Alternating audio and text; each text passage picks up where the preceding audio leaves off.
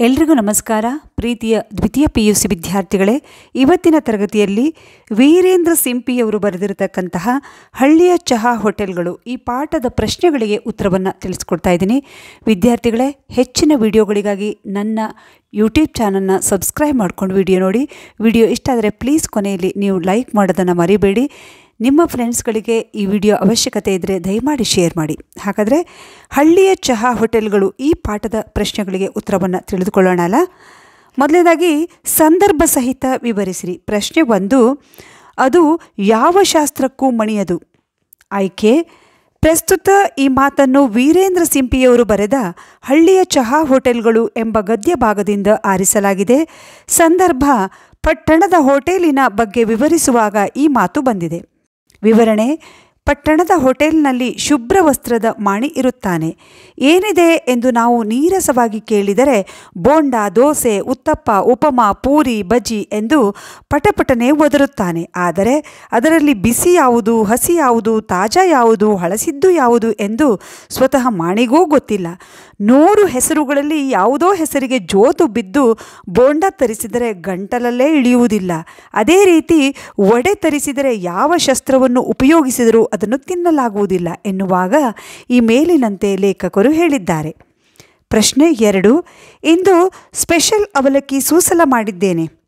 ಆಯ್ಕೆ: ಪ್ರಸ್ತುತ ಈ ಮಾತನ್ನು ವೀರೇಂದ್ರ ಸಿಂಪಿಯವರು ಬರೆದ ಹಳ್ಳಿಯ ಚಹಾ ಹೋಟೆಲ್ಗಳು ಎಂಬ ಗದ್ಯ ಭಾಗದಿಂದ ಆರಿಸಲಾಗಿದೆ. ಸಂದರ್ಭ: ಹಳ್ಳಿ ಹೋಟೆಲಿಗೆ ಹೋಗುವಾಗ ಗ್ರಾಹಕರಿಗೆ ಮಾಣಿಗಳಿಂದ ಸಿಗುವ ಆತಿಥ್ಯದ ಕುರಿತಾಗಿ ಹೇಳುವಾಗ ಈ ಮಾತು ಬಂದಿದೆ.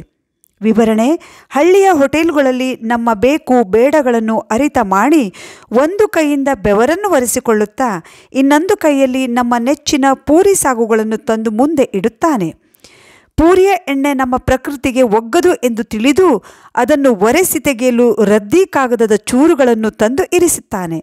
ಹೆಂಡತಿಯು ತೋರಿಸದ ಕಾಳಜಿ ಈ ಮಾಣಿ ತೋರುತ್ತಾನೆ. ಪೂರಿಯ ಪ್ಲೇಟನ್ನು ಸರಿಸುತ್ತಲೇ ಬಜಿಯೂ ಬಂದು ನಮ್ಮೆದುರು ಕೂಡುತ್ತದೆ. ಇಂದು ಸ್ಪೆಷಲ್ ಅವಲಕ್ಕಿ ಸೂಸಲ ಮಾಡಿದ್ದೇನೆ, ತರಲೇನು? ಕೇವಲ ನಿಮಗಾಗಿಯೇ ಎಂದು ಕಿವಿಯಲ್ಲಿ ಉಸಿರುತ್ತಾನೆ ಎಂದು ಹೇಳುವ ಸಂದರ್ಭವಿದು. ಪ್ರಶ್ನೆ 3, ಅನಕ್ಷರಸ್ಥರ ಪಾರ್ಲಿಮೆಂಟು. ಆಯ್ಕೆ: ಪ್ರಸ್ತುತ ಈ ಮಾತನ್ನು ವೀರೇಂದ್ರ ಸಿಂಪಿಯವರು ಬರೆದ ಹಳ್ಳಿಯ ಚಹಾ ಹೋಟೆಲ್ಗಳು ಎಂಬ ಗದ್ಯ ಭಾಗದಿಂದ ಆರಿಸಲಾಗಿದೆ. ಸಂದರ್ಭ: ಹಳ್ಳಿಯ ಚಹಾ ಹೋಟೆಲ್ಗಳು ಸಾರ್ವಜನಿಕರ ಕೂಟ ಎಂದು ಲೇಖಕರು ಹೇಳುವ ಸಂದರ್ಭವಿದು. ವಿವರಣೆ: ಹಳ್ಳಿಯ ಚಹಾ ಹೋಟೆಲ್ಗಳೆಂದರೆ ಅದೊಂದು ಸಾರ್ವಜನಿಕರ ಕೂಟವಾಗಿದೆ.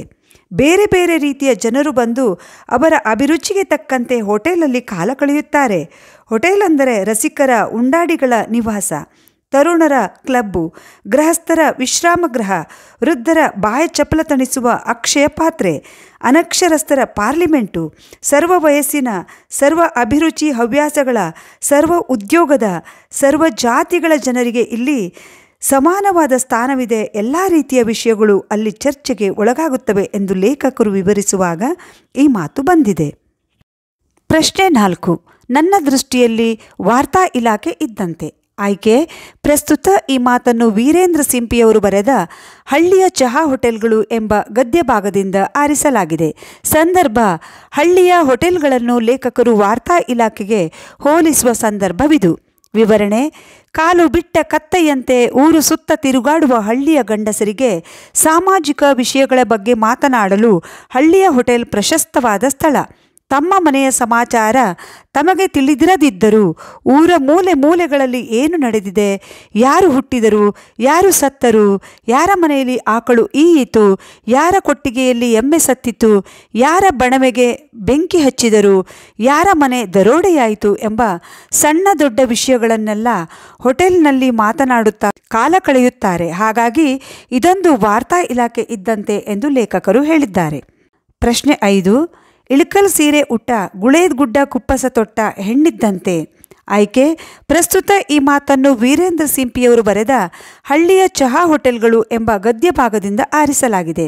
ಸಂದರ್ಭ: ಪಟ್ಟಣದ ಹೋಟೆಲ್ಗಿಂತ ಹಳ್ಳಿಯ ಹೋಟೆಲ್ಗಳಲ್ಲಿರುವ ಹೆಚ್ಚುಗಾರಿಕೆಯನ್ನು ಕುರಿತು ಹೇಳುವ ಸಂದರ್ಭವಿದು.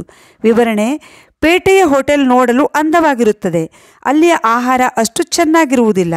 ಅದು ನಯನಾಜುಕಿನ ಹೆಣ್ಣಿದ್ದಂತೆ.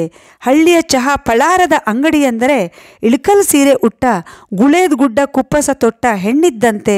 ನೋಡಲು ಅಂದವಾಗಿರುವುದಿಲ್ಲ, ಆದರೆ ಸ್ವರ್ಗ ಸುಖ ಕೊಡಬಲ್ಲದು. ಹಳ್ಳಿಯ ಹೋಟೆಲಿನ ವೈಶಿಷ್ಟ್ಯದ ಕುರಿತಾಗಿ ಲೇಖಕರು ಈ ಮಾತಿನ ಮೂಲಕ ಹೇಳಿದ್ದಾರೆ.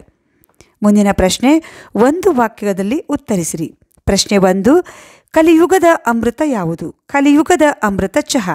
ಪ್ರಶ್ನೆ 2, 3 ಕಾಲಿನ ಕುರ್ಚಿ ಎಲ್ಲಿದೆ? ಹಳ್ಳಿಯ ಚಹಾ ಪಳಾರದ ಅಂಗಡಿಯಲ್ಲಿ 3 ಕಾಲಿನ ಕುರ್ಚಿ ಇದೆ. ಪ್ರಶ್ನೆ 3, ಎತ್ತುಗಳು ಗಕ್ಕೆಂದು ಎಲ್ಲಿ ನಿಲ್ಲುತ್ತವೆ? ಪಳಾರದ ಅಂಗಡಿ ಬಂದೊಡನೆ ಎತ್ತುಗಳು ಗಕ್ಕೆಂದು ನಿಲ್ಲುತ್ತವೆ. ಪ್ರಶ್ನೆ 4, ಬಾಯಿ ಚಪಲ ಯಾರಿಗೆ ಜಾಸ್ತಿ ಇರುತ್ತದೆ? ಬಾಯಿ ಚಪಲ ವೃದ್ಧರಿಗೆ, ಪೆನ್ಷನ್ದಾರರಿಗೆ ಜಾಸ್ತಿ ಇರುತ್ತದೆ. ಪ್ರಶ್ನೆ 5, ಲೇಖಕರ ದೃಷ್ಟಿಯಲ್ಲಿ ಹಳ್ಳಿಯ ಚಹಾದ ಅಂಗಡಿ ಹೇಗೆ? ಲೇಖಕರ ದೃಷ್ಟಿಯಲ್ಲಿ ಹಳ್ಳಿಯ ಚಹಾದ ಅಂಗಡಿ ವಾರ್ತಾ ಇಲಾಖೆ ಇದ್ದಂತೆ. ಪ್ರಶ್ನೆ 6, ಯಾರ ಬಗ್ಗೆ ಮುಖರ್ಜಿಯ ದೂರನ್ನು ಹಳ್ಳಿಗರು ಕೊಡುತ್ತಾರೆ? ಹೆಡ್ಮಾಸ್ತರರ ಬಗ್ಗೆ ಮುಖರ್ಜಿಯ ದೂರನ್ನು ಹಳ್ಳಿಗರು ಕೊಡುತ್ತಾರೆ. ಪ್ರಶ್ನೆ 7, ಕಲ್ಲಪ್ಪನವರ ಗೂಢ ಪ್ರಶ್ನೆ ಯಾವುದು? ಆ ಶಿವಶರಣಪ್ಪನಿಗೆ ಅಷ್ಟು ಸುಂದರ ಹೆಂಡತಿ ಯಾಕಿರಬೇಕು ಎಂಬುದು ಕಲ್ಲಪ್ಪನವರ ಗೂಢ ಪ್ರಶ್ನೆ. ಪ್ರಶ್ನೆ 8, ಲೋಕಲ್ ಸುದ್ದಿಗಳಿಗೆ ಎಲ್ಲಿ ಪ್ರಾಶಸ್ತ್ಯವಿದೆ? ಹಳ್ಳಿಯ ಹೋಟೆಲ್ಗಳಲ್ಲಿ ಲೋಕಲ್ ಸುದ್ದಿಗಳಿಗೆ ಪ್ರಾಶಸ್ತ್ಯವಿದೆ. ಪ್ರಶ್ನೆ 9, ಲೇಖಕರು ಹೇಳುವ ಹಳ್ಳಿಯ ಹೋಟೆಲಿನ ಹೆಸರೇನು? ಲೇಖಕರು ಹೇಳುವ ಹಳ್ಳಿಯ ಹೋಟೆಲಿನ ಹೆಸರು ಚಂದ್ರಭವನ. ಪ್ರಶ್ನೆ 10, ಯಾವುದಕ್ಕೆ ಭೇಟಿ ಕೊಡಬೇಕೆಂದು ಲೇಖಕರು ಹೇಳುತ್ತಾರೆ? ಸಮೀಪದ ಹಳ್ಳಿಯ ಚಹಾ ಪಳಾರದ ಅಂಗಡಿಗೆ ಭೇಟಿ ಕೊಡಬೇಕೆಂದು ಲೇಖಕರು ಹೇಳುತ್ತಾರೆ. ಮುಂದಿನ ಪ್ರಶ್ನೆ 2-3 ವಾಕ್ಯಗಳಲ್ಲಿ ಉತ್ತರಿಸಿರಿ. ಪಟ್ಟಣದ ಹೋಟೆಲಿನ ಕಟ್ಟಡ ಹೇಗಿದೆ? ಮನವನ್ನಾಕರ್ಷಿಸುವ ಭವ್ಯ ಕಟ್ಟಡವಿದೆ. ನಡೆದರೆ ಕಾಲು ಜಾರುವ ನಯವಾದ ಪರಸಿಯ ನೆಲವಿದೆ. ಕೂತರೆ ಮಾಸಿ ಹೋದಿ ತಿನ್ನುವ ಕುರ್ಚಿ ಇದೆ. ತಂಪಾದ ಫ್ಯಾನಿನ ಗಾಳಿ ಇದೆ. ಡೆಕೋಲಮ್ನಿಂದ ಅಲಂಕೃತವಾದ ಟೇಬಲ್ಲೂ ಇದೆ. ಟೇಬಲ್ ಮೇಲೆ ಗ್ಲಾಸೂ ಇದೆ.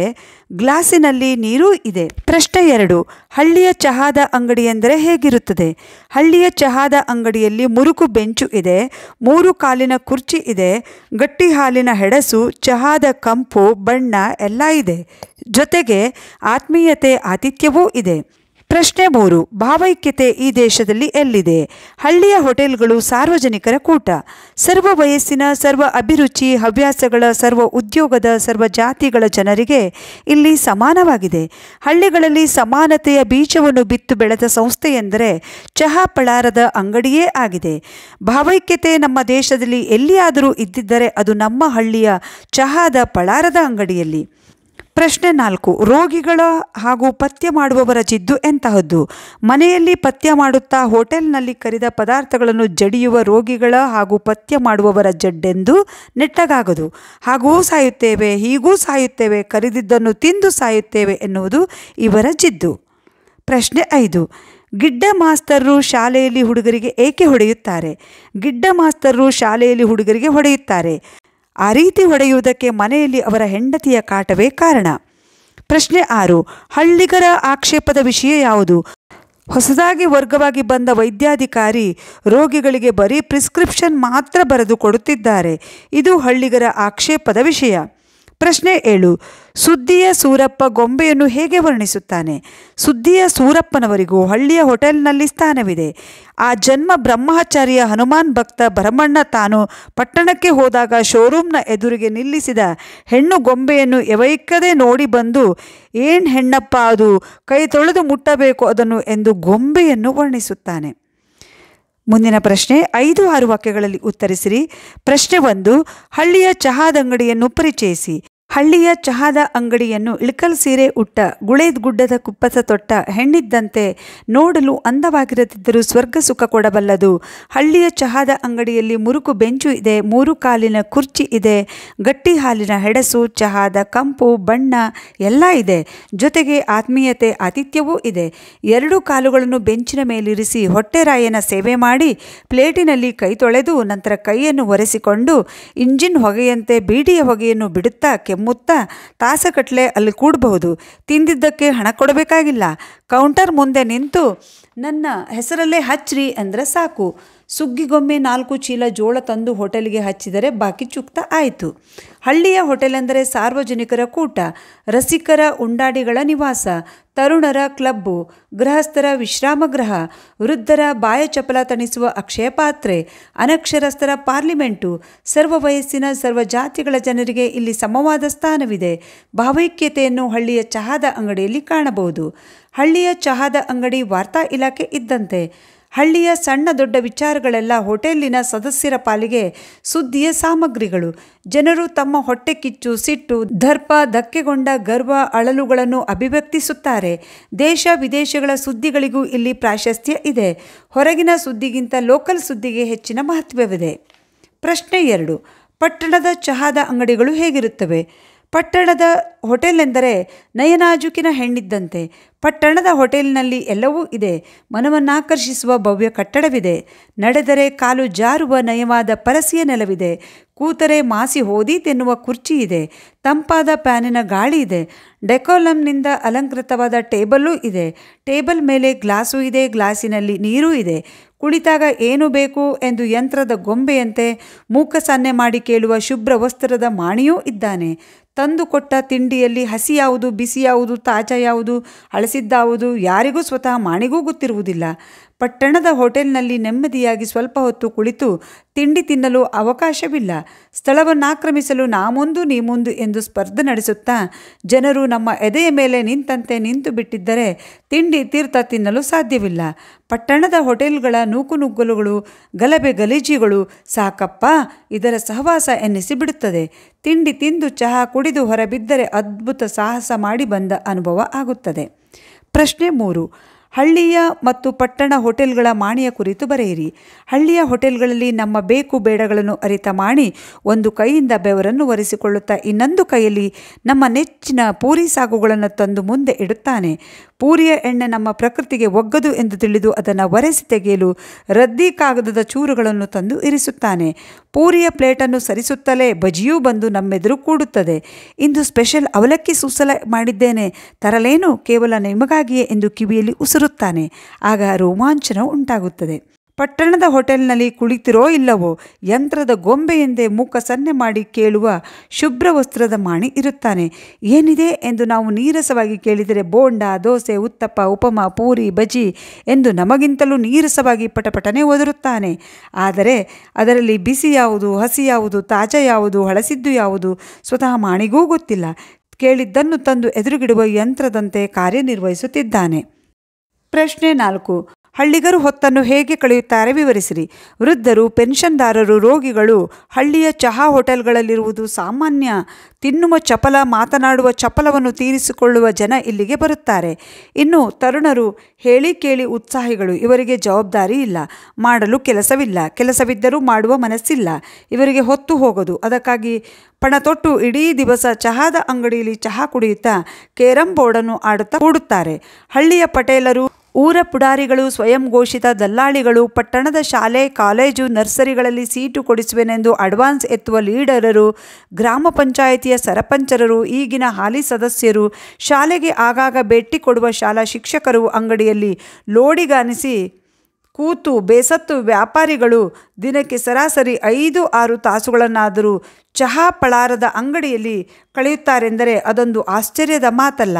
ಕಾಲು ಬಿಟ್ಟ ಕತ್ತೆಯಂತೆ ಊರು ಸುತ್ತ ತಿರುಗಾಡುವ ಹಳ್ಳಿಯ ಗಂಡಸರಿಗೆ ಸಾಮಾಜಿಕ ವಿಷಯಗಳ ಬಗ್ಗೆ ಮಾತನಾಡಲು ಹೋಟೆಲ್ ಪ್ರಶಸ್ತವಾದ ಸ್ಥಳ. ತಮ್ಮ ಮನೆಯ ಸಮಾಚಾರ ತಮಗೆ ತಿಳಿದಿರದಿದ್ದರೂ ಊರ ಮೂಲೆ ಮೂಲೆಗಳಲ್ಲಿ ಏನು ನಡೆದಿದೆ, ಯಾರು ಹುಟ್ಟಿದರು, ಯಾರು ಸತ್ತರು, ಯಾರ ಮನೆಯಲ್ಲಿ ಆಕಳು ಈಯಿತು, ಯಾರ ಕೊಟ್ಟಿಗೆಯಲ್ಲಿ ಎಮ್ಮೆ ಸತ್ತಿತು, ಯಾರ ಬಣವೆಗೆ ಬೆಂಕಿ ಹಚ್ಚಿದರು, ಯಾರ ಮನೆ ದರೋಡೆಯಾಯಿತು ಎಂಬ ಸಣ್ಣ ದೊಡ್ಡ ವಿಷಯಗಳೆಲ್ಲ ಹೋಟೆಲ್ನಲ್ಲಿ ಮಾತನಾಡುತ್ತಾ ಕಾಲ ಕಳೆಯುತ್ತಿರುತ್ತಾರೆ.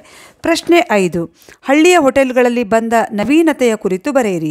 ಹಳ್ಳಿಯ ಹೋಟೆಲ್ನಲ್ಲಿ ಈಗ ಸಿನಿಮಾ ದೇವತೆಗಳ ದರ್ಶನವೂ ಆಗುತ್ತದೆ. ಒಂದು ಕಡೆ ತಿರುಪತಿ ವೆಂಕಟೇಶ್ವರನ ಫೋಟೋ ನೇತಾಡುತ್ತಿದ್ದರೆ ಇನ್ನೊಂದು ಕಡೆ ಐಶ್ವರ್ಯ ರಾಯ್, ಹೇಮಮಾಲಿನಿ, ಧರ್ಮೇಂದ್ರ ಕ್ಯಾಲೆಂಡರ್ಗಳು ಶೋಭಿಸುತ್ತವೆ. ಅಷ್ಟರ ಮಟ್ಟಿಗೆ ನವೀನತೆಯ ಗಾಳಿ ಹಳ್ಳಿಯ ಚಹಾ ಪಳಾರದ ಅಂಗಡಿಯಲ್ಲಿ ಬೀಸಿದೆ. 20 ವರ್ಷಗಳ ಹಿಂದೆ ಗ್ರಾಮ್ ಫೋನ್ದ ರೆಕಾರ್ಡುಗಳನ್ನು ಜನರು ತಣಿಸುತ್ತಿದ್ದಂತೆ ಇಂದು ಟಿವಿ, ರೇಡಿಯೋ, ಸ್ಟೀರಿಯೋ, ಟೇಪ್ ರೆಕಾರ್ಡ್ಗಳಿಂದ ಹಿಡಿದು FM ರೇಡಿಯೋ ಶ್ರೋತೃಗಳ ಕರ್ಣಪಟಲವನ್ನು ಹರಿದು ಬಿಡುವಷ್ಟು ಕೀಸರಿಟ್ಟಿವೆ. ರಾಮಾಯಣ ಮಹಾಭಾರತ ಸೀರಿಯಲ್ ಬರುವಾಗಂತೂ ಟಿವಿಗೆ ಪೂಜೆ ಸಲ್ಲಿಸಿ ಧಾರಾವಾಹಿಗಳನ್ನು ಭಯಭಕ್ತಿಯಿಂದ ನೋಡಿದ್ದುಂಟು.